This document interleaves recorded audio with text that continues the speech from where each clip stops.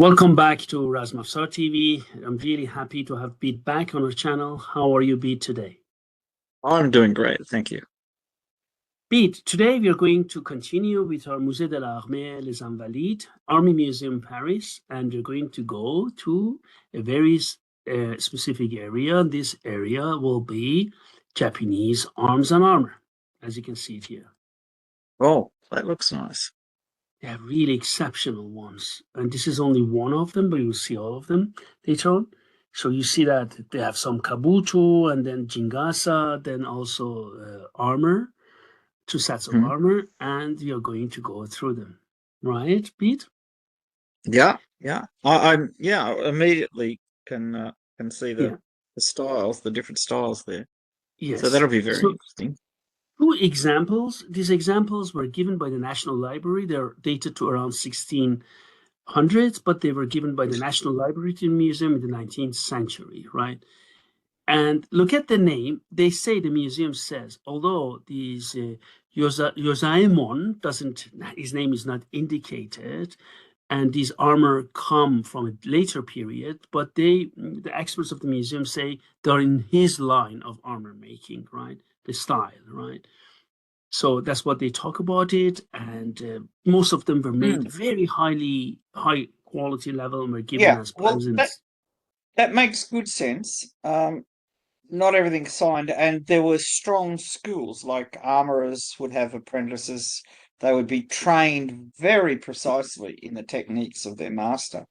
So sometimes it may be a bit difficult to tell, which is which, and particularly if they don't put marks on them, because armor wasn't always signed. Yes, true. I mean, it might have been an incredible creative endeavor to make a suit of armor, but sometimes it wasn't signed. I mean, the Japanese of anybody, certainly after the Sengoku Jidai, in the early Tokugawa period, signing things became quite popular. I mean, swords were signed going back a long time. Yes. But with armor, it's possibly a different. It's a different industry. Yes, different industry.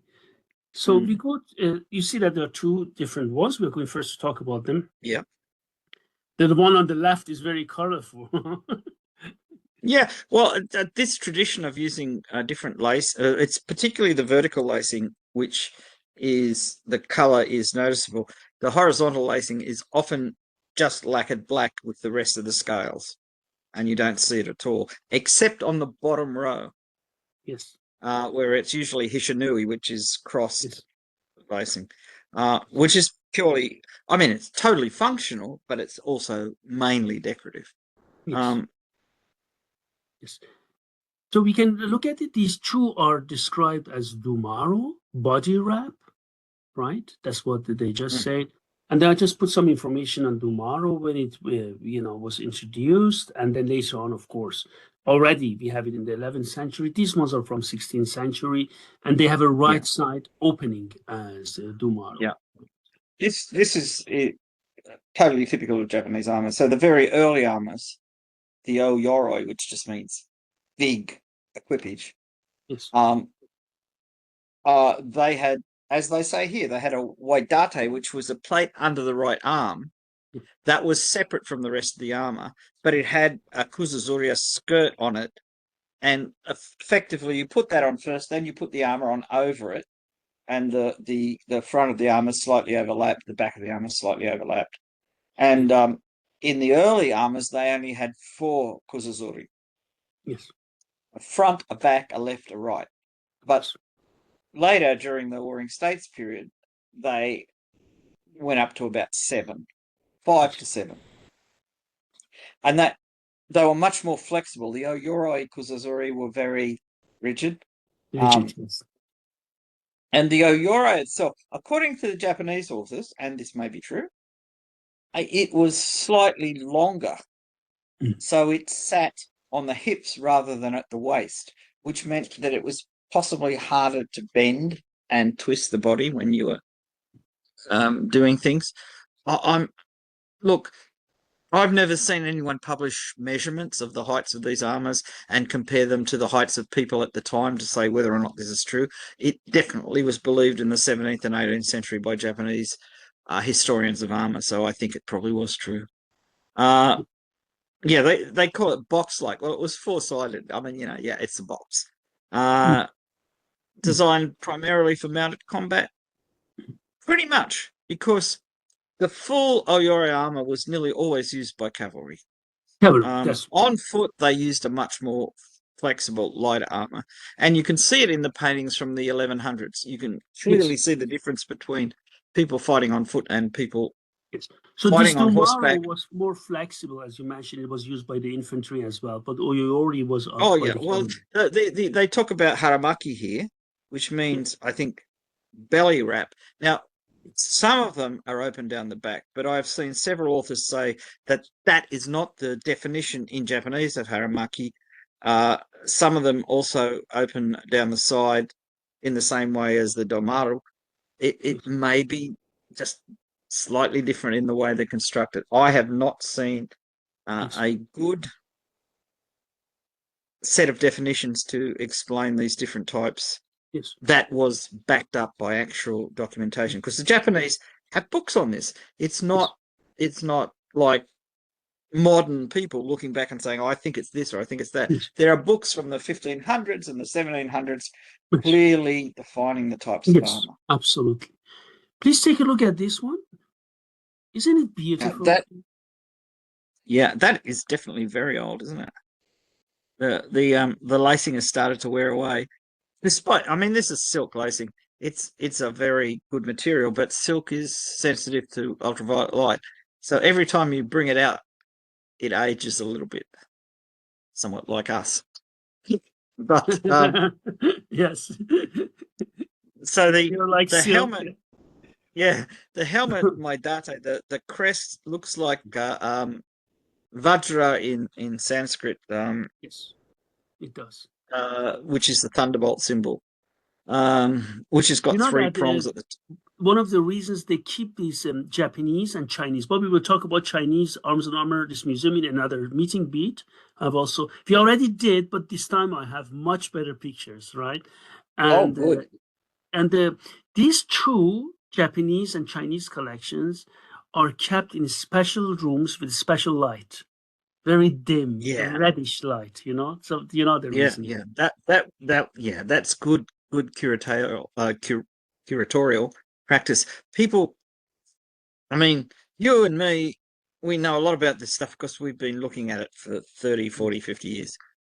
Maybe not as long with you. And so we're aware of all these problems.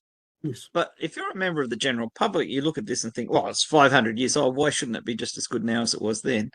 And it's, I mean, we think that materials are going to last forever because, hey, we have tools made out of tungsten. They didn't. It's like the lacquer, which is Yes. put over the iron and the leather and things like that. This urushi lacquer is Yes. the exact reverse of almost anything you can imagine.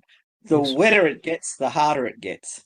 Yes. So in Chinese tombs from 2,500 years ago, the ones that flooded after they buried them, the lacquer work is still bright and looks really good. So the Japanese used lacquer on their armor because they knew it would protect it from moisture. And if it got wet, instead of something like a piece of leather, if it got wet, it would get softer. If it's lacquered, the lacquer gets harder and makes it even more Yes. impermeable. It's an amazing thing. Only in East Asia did they use this type of lacquer. I put this information. We are not going to do it. I already do also read this back when I do a separate video for our channel members. But I put about the armor with this name right here. Mm. So and about the You school. are, And yeah, yes, I am on. Yeah, yes, I mean, there's quite a large number of celebrated families making armor in yes. Japan over this period. And what we will see later on as well, as our colleagues from the Japanese here section say that It reminds me also swords. Not all swords are clearly like Masamune. Many swords over centuries were signed by the same name. So it Oh reminds yeah, it of what? Azadullah. Asadullah, Kalvali, right? I, Same tradition, the, right?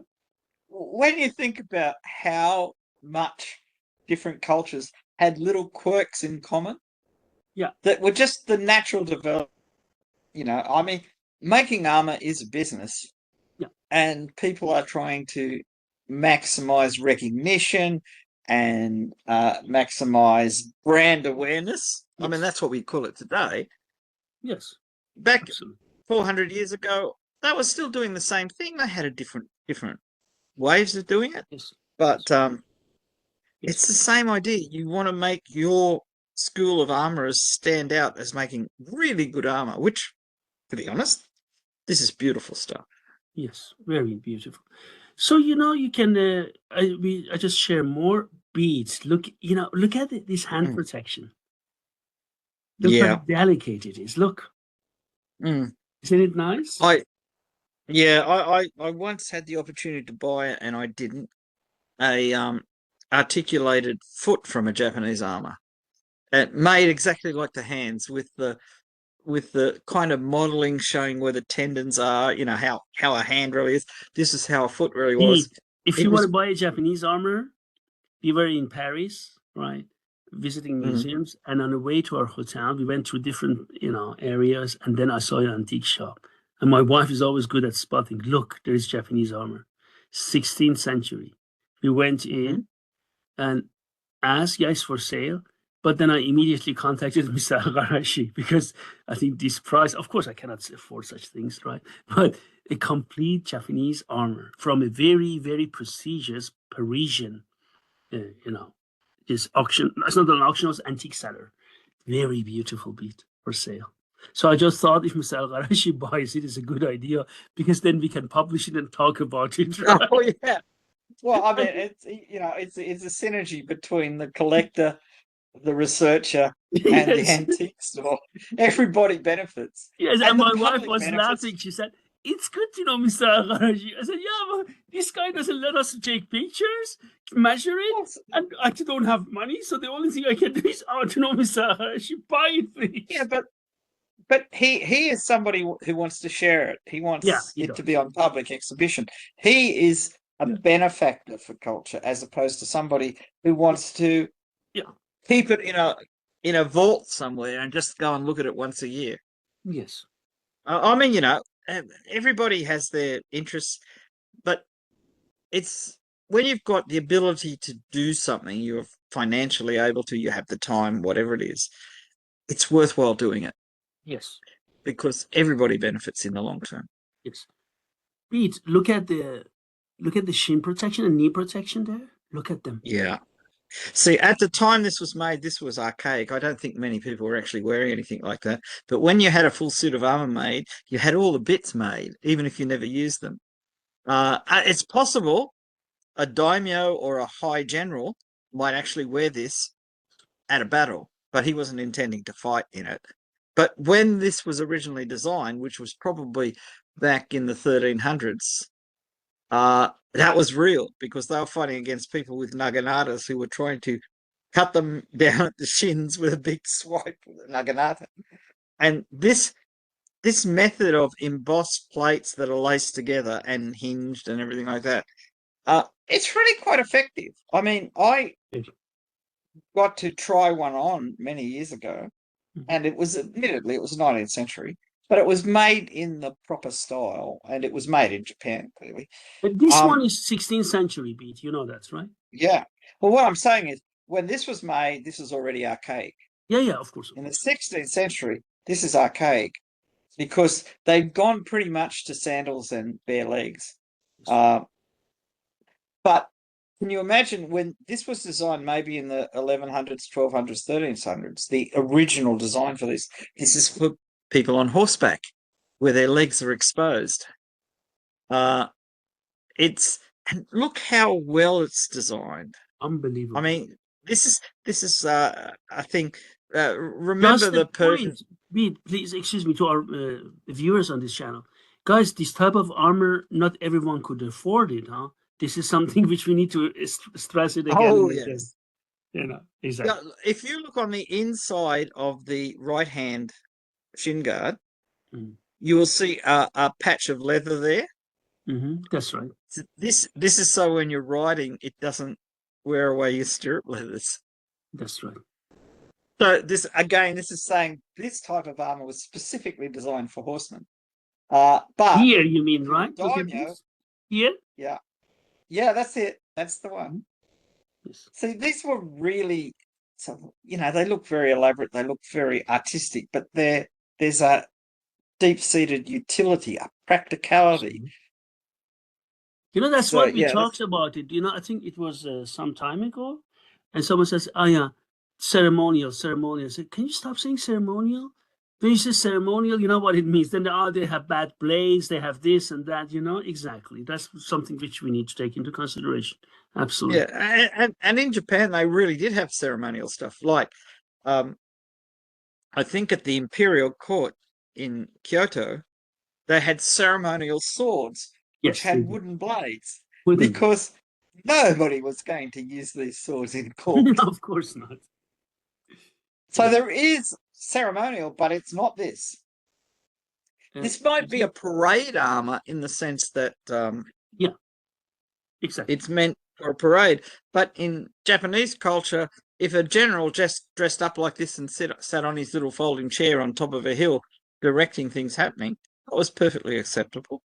Yes. I mean, they didn't expect him to run down into the mud in this armor. No. Look at this. But, What I really so love about this armor, the hand protection, arm protection. Look how beautiful they are made. yeah, actually, isn't the arm protection much more solid than the male ones? It's got a lot bigger plates that are Yeah. shaped around the wrist and that. It's much more effective, I think. Yeah. Oh, Um, compared to those ones which have male only? yeah. Yeah, yeah, definitely. It Yeah, looks like a I think bazoo band. that's what I was thinking too, that now, it's important to say that some of the very early kote, the arm armors, did actually have quite big plates in them. Yes. The Yoshitsune style and things like that. So Yes. this is not like Yes. the Japanese have suddenly seen European armor or Persian armor or something and said, "Oh, we're going to do that." This is part of a long tradition. It's just that things become more prominent in different periods. Yes. Now he's wearing also a big shoulder armor, Yes. and this Yeah. was almost never worn in battle after the 1300s Yes. because they fought differently and it got in the way. But as part of a full armor, if you could afford a full armor, you would definitely have a set of these Osode. You probably had a different one for battle, because the techniques they used these with, the drawing the bow on horseback and the shoulder guards going to cover the back and all that had gone out of fashion because Yes. they cavalry had changed. At the time this was made, guns were really common in Japanese battles. Yes. Once the Japanese found a style of gun they liked, they mass produced it, Yes. Yes. and battles were spearmen like pikemen in Europe and arquebusiers like musketeers in Europe. Yes. It was a combination of pike and shot for quite a while. It's Yes. very effective until you get to the stage where your guns can be reloaded faster and you don't Yes. need matchlocks, which are Yes. very much a drag on efficient use of firearms. Yes. This is another such. We saw that before. Look at this one. Oh, this one is also very beautiful. Look at this one, Bede. Yeah, yeah. You see the mempo, the face covering, which is sculpted. The ones I've seen quite a few in museums. I got to handle one. I got to put one on once. The inside is lacquered red. Yes. The lacquer is waterproof, so that it can actually touch your face. Yes. And when you sweat, because bear in mind a lot of Japan for a lot of the year is very humid and sweating is quite common. There's a little hole at the bottom to let the sweat run. Yes, it's a little hole. And the usually this part and the nose are separate pieces that are clipped on. Yeah. It's steel that's hammered into.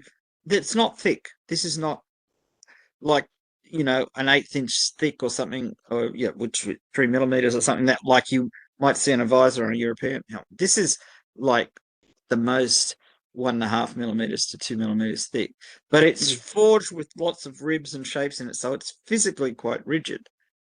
Um, but like all face covering armor, there are disadvantages with breathing in that.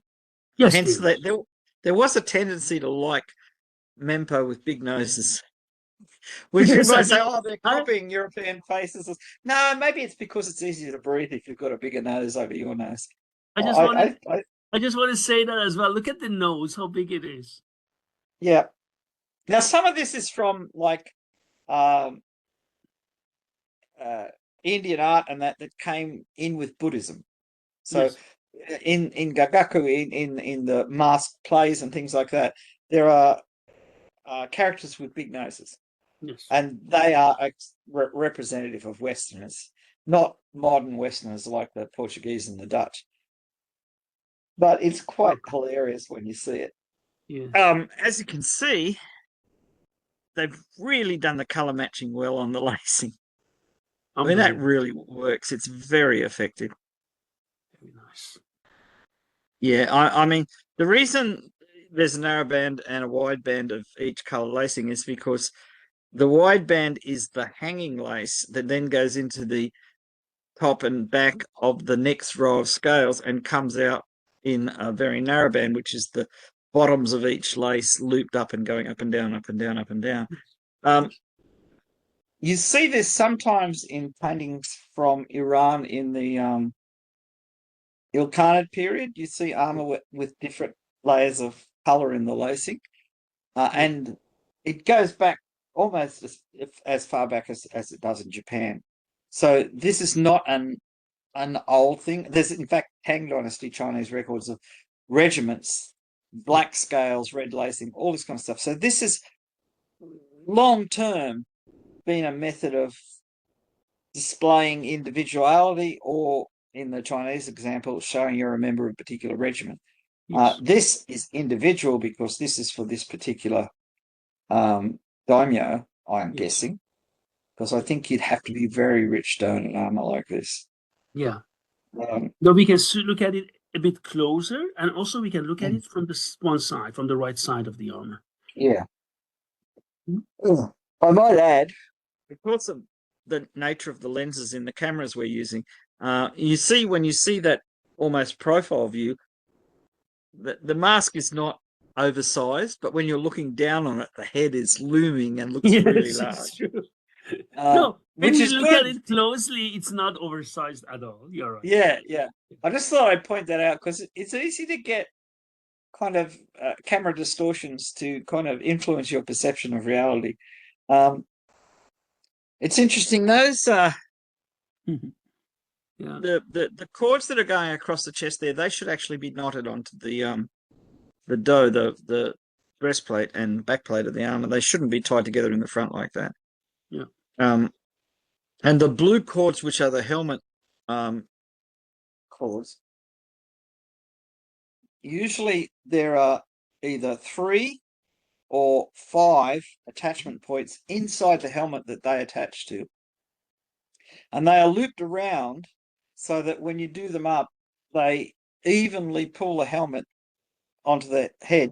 And then the chin part of the mempo is actually a chin cup, effectively, like on a modern helmet, so that those cords go over it and are tied into a knot in that, and that equally distributes the force. So in reality, a helmet like that, if you grabbed the helmet and tried to twist it, it would just move the guy's head. It would not twist because it's very firmly attached. When you're in a museum, you can't do that because those cords are 400 years old and they're made out of silk and hemp and things like that.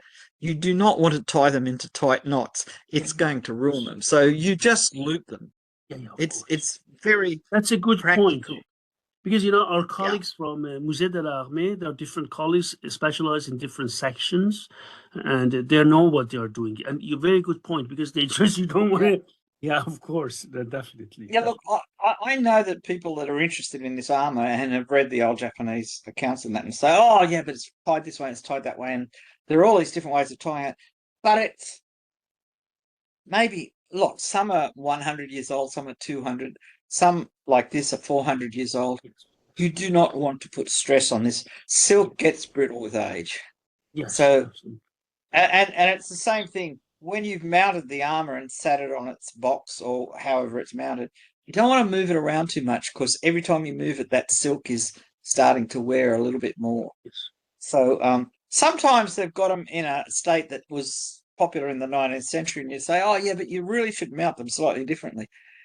You don't want to change too much in Yes. case you damage the armor itself. So Read. sometimes you see things that, yeah, they're not quite right, but there's a good reason. There is the left side of the armor, and now Mm-hmm. look at the arm guard. Now you see that different style. Yeah, yeah. Isn't that good?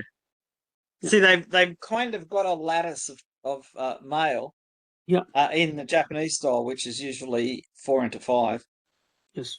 which gives you that freedom in the elbow, so your elbow can close up without clunking Yes. up all the extra things. Yes. Down here, now you often a sword or a spear or a naginata or something will be cutting at the wrist because your weapon is out there and they cut at your wrist to disable you or knock the weapon out of Yes. line or whatever. And this Yes. is why it's important to have armor down there. It's very practical. I see. You notice the haidate, which are the thigh guards underneath, are just Yes. black lacquered. Yeah. They don't Black. have this highly colourful thing. The fact, as far as I know from the Japanese material that I've read, haidate were generally used only on horseback. They're part of a standard armor, but you didn't wear them that often because they got in the way. And if you see, like even paintings from the 11th, 12th century, people when they're running on foot, no haidate. Well, Oyori didn't have them, but you don't see any kind of thigh armor because just the kusazuri. Because the idea was you wanted to stay very mobile. Yes. This has got another set of really nicely made suneate. I Yes. say suneate, that's actually the wraps of splint armor around the legs. These are, I think, have a special name when they've got the plates that are laced together Yes. like this, very shaped. For some reason, many people, when they made lower leg armor, made it very anatomical, that it fitted the lower leg really well. You look at Greek greaves, which are often one piece of bronze that sprung open and it just popped round Yes. your calf. Maybe it's Yes. because the calf is a good shape to support the armor, whereas the Yes. rest of the body's maybe not quite so friendly to hanging things off it. But Very you look at that. beautiful. Yeah. Yeah, I mean, if you had a pair of these on your on your wall or something, everybody would look at them and say, "What a beautiful piece of abstract metal sculpture." They would. Yeah, Absolutely. but in fact, it's totally practical. Oh, Okay. You remember these horse trappings and armor? yeah, We are yeah, not yeah, going to talk about it that much. I have only put one picture. We talk about it very fast because we already talked about it on yeah, horse yeah, armor, yeah. right? So we're going The to the dragon concentrate on horse. these. Yeah. Yeah. Yes. Now, So we're going the first